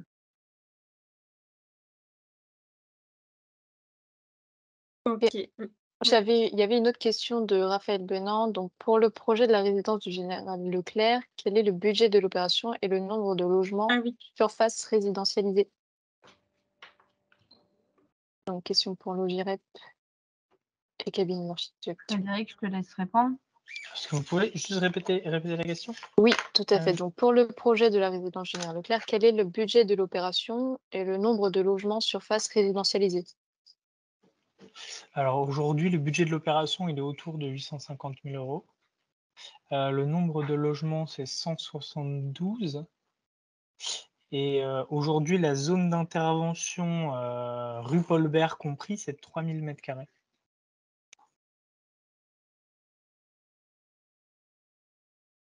OK, merci pour votre réponse et du coup, toujours, Raphaël Benand, bon ça c'est une question plus technique, mais comment est-il possible de récupérer l'enregistrement de ce webinaire? Donc là, une fois le webinaire fini, nous arrêterons l'enregistrement et on va le diffuser, à travers nos différents sites, donc des syndicats de Bassin-Vincent et pour l'association Espace, sur le site de la scène centrale urbaine. Également, je ne sais pas si on l'avait prévu, mais de l'envoyer, faire un envoi, du lien par mail sinon.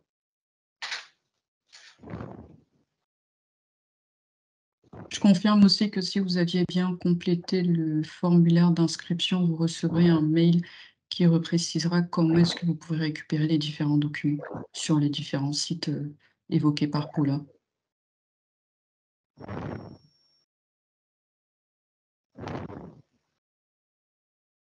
Est-ce qu'il y a d'autres questions avant de conclure?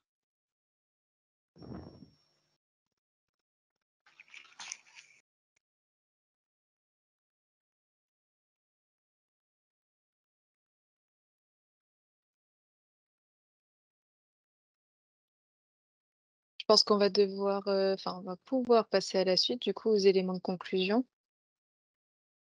Ouais.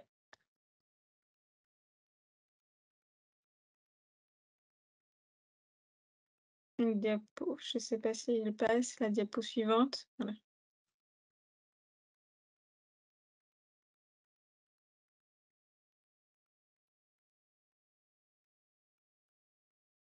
Marguerite, tu voulais conclure ou sur cette diapo?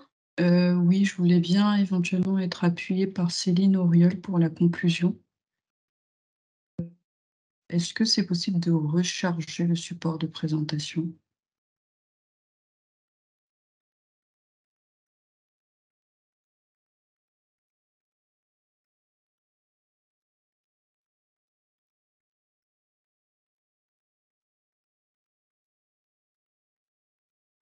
Je sais pas si ça fonctionne.